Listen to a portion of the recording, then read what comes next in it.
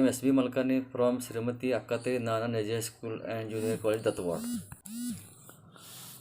Now we will see the poem written by Rudyard Kipling. Now we will see the brief information about this poet.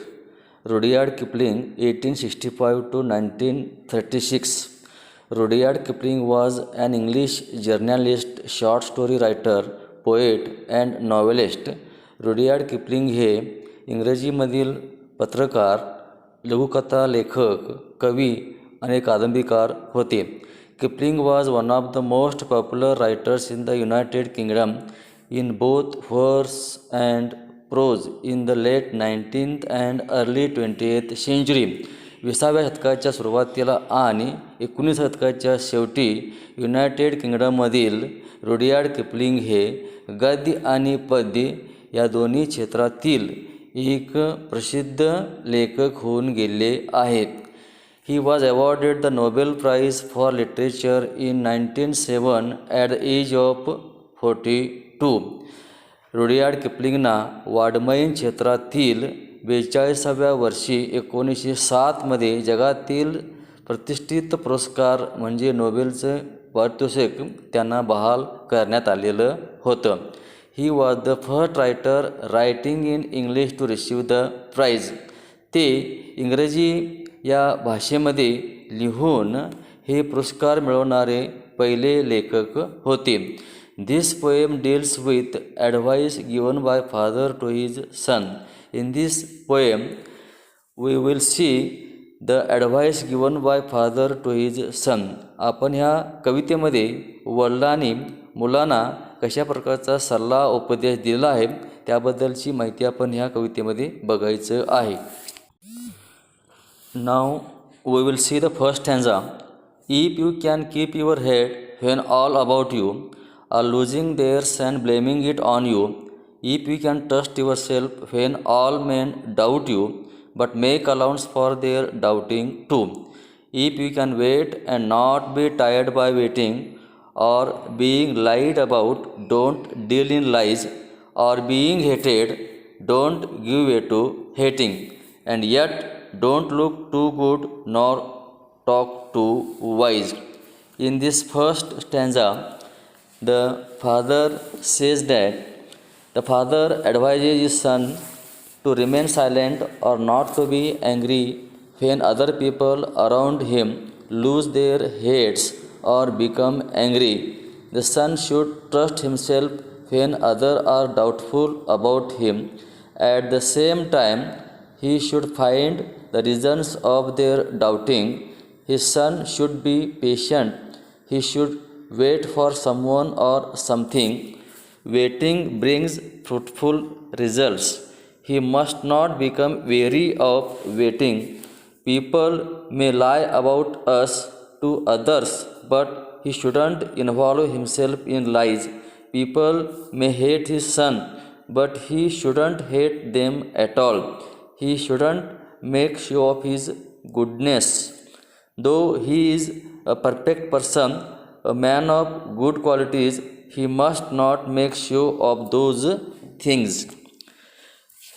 पहिल्या कडव्यामध्ये मुलाचे वडील मुलाला शांत राहण्याचे तसेच जेव्हा त्या मुलाचे आजूबाजूचे लोक चिडतात किंवा त्यांना राग येतो तेव्हा त्याला शांत राग येऊ नये असा सल्ला देतात. मुलाने स्वतःवर विश्वास ठेवला पाहिजे. जेव्हा इतर लोक त्याच्याबद्दल संशय घेतात त्याचवेळी त्या मुलाने लोकांच्या शंकांची कारणे जी आहेत ते शोधले पाहिजे. मुलाने प्रतीक्षा केली पाहिजे म्हणजेच इंतजार का फल मीठा होता है, म्हणजेच वाट पाहिल्याचा परिणाम चांगला असतो. लोक तुझ्याबद्दल इतराकडे खोटे सांगतील पण तू अजिबात खोट्याचा आधार घेऊ नकोस. लोक तुझा तिरस्कार करतील पण तू त्याला तिरस्कार करू नकोस.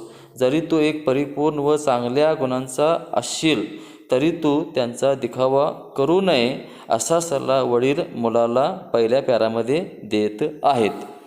There are new words. 1. Keep one's head, not to get angry. डोके शांत ठेवणे.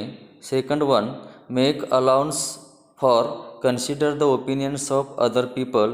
इतरांच्या मतांचा विचार करणे. Third one is being lied about, false things spoken about oneself by others. एखाद्याबद्दल दुसऱ्यांनी बोललेल्या खोट्या गोष्टी. Fourth one is give way to hating, allow hatred to take control of oneself. द्वेष, तिरस्कार या भावनांना बळी पडणे. Next one is talk too wise, show off one's knowledge, अतिहुशारी दाखवणे. Next one is don't look good, not to be perfect, अति आदर्श बनू नये. Now we will see the second stanza.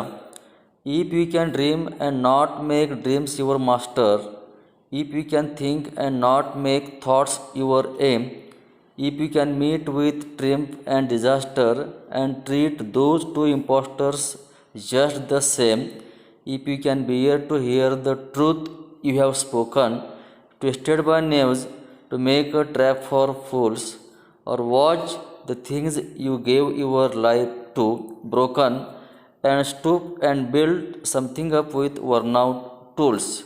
In this stanza, the father says to his son that the father advises that his son should dream something and he must try to achieve such realistic dreams. However, he must not be guided by unrealistic dreams. His son should think on different issues. Thinking is necessary to do something. He should implement thoughts into actions. Life is a combination of good and bad times, success and failure, joy and sorrow. He should meet triumph and disaster equally. He should treat them in the same way. Sometimes our speech or statement is distorted by knaves. Their purpose is to make a trap for us. In such situation, he should bear it. When he finds the broken things which he has created in his life, he should stoop and rebuild them with worn out tools. ह्या कडव्यामध्ये वडील मुलाला असा सल्ला देतात की मुलाने स्वप्न बघितले पाहिजे आणि ते वास्तव पाहिजे, तसेच ते वास्तव स्वप्न पूर्ण करण्याचा प्रयत्न केलाच पाहिजे. तथापि अवास्तव स्वप्नाकडून त्याची दिशाभूल होऊ नये. त्याने विचार केला पाहिजे. काहीतरी पूर्ण करण्यासाठी विचार करणे आवश्यक असते. त्याने ते विचार कृतीमध्ये उतरवले पाहिजे. जीवन हे चांगले व वाईट काळ, यश अपयश आणि सुखदुःख यांचे मिश्रण आहे. त्याने जय पराजयाला सामोरे गेले पाहिजे.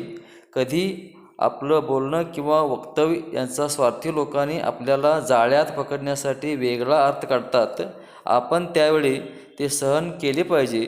तुझ्या जीवनात तू निर्माण केलेल्या वस्तूंचा विध्वंस पाहून त्यांची पुनर्बांधणी करण्यासाठी निकामी झालेल्या हत्याराने किंवा साधनाने आपण कंबर कसली पाहिजे. पुन्हा आपण ते निर्माण केले पाहिजे, प्रयत्न केले पाहिजे, असा मौलिक सल्ला ह्या दुसऱ्या कडव्यामध्ये वडील मुलाला देत आहेत. In the second stanza there are some new words. First one is triumph means victory, विजय किंवा सफलता. Second is impostor means one who deceives others by pretending to be someone else, म्हणजे भोंदू लोक, फसवणारे लोक. Next one is knaves means slaves, dishonest persons, म्हणजे नीच फसवे लोक. Last one is twisted by someone, change the truth a little to gain some advantage, म्हणजे अर्थाचा अनर्थ काढणे. Now we will see the last stanza. If you can talk with crowds and keep your virtue, or walk with kings, nor lose the common touch, if neither foes nor loving friends can hurt you, if all may count with you, but none too much, if you can fill the unforgiving minute with 60 seconds worth of distance run, yours is the earth and everything that's in it, and which is more, you will be a man, my son. In this stanza, there are some new words. First one is keep one's virtue. Keep one's goodness और morals under any condition, मूल्ये जपणे. Second one is lose the common touch, refuse to interact with common people, म्हणजे सामान्य लोकांशी संपर्क तोडणे. Third one is count with you means be equally important to you, म्हणजे सर्वांशी समान संबंध ठेवणे. Next one is unforgiving minute means time that doesn't wait for anyone, म्हणजे कोणासाठीही वेळ थांबत नाही. Next one is 60 seconds worth of distance run means make good use of every second without wasting, मिनिटातील प्रत्येक सेकंदाचा चांगल्या प्रकारे उपयोग करणे. Last one is to be a man means to be a good perfect human being, एक परिपूर्ण उत्तम व्यक्ती माणूस बनणे. In the last stanza the speaker tells that he should talk with crowd while talking to the common people. He should keep his virtue intact.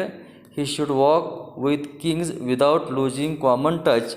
The common touch will help him to realize the reality and needs of the society.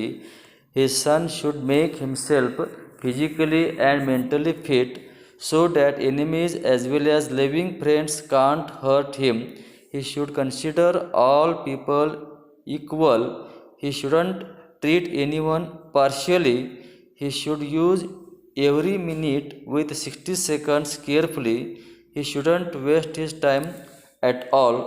If he follows all those suggestions, he will become the master of this earth and everything on this earth will belong to him. The most important thing is that he will be a balanced and perfect human being on this earth. शेवटच्या कडव्यामध्ये वडील मुलाला असा मौलिक सल्ला देतात की तू सामान्य लोकांशी संपर्क ठेवून तुझा सद्गुण राखला पाहिजे. तसेच राजाशी संपर्क ठेवून सामान्य लोकांचा संपर्क तुटता कामा नये.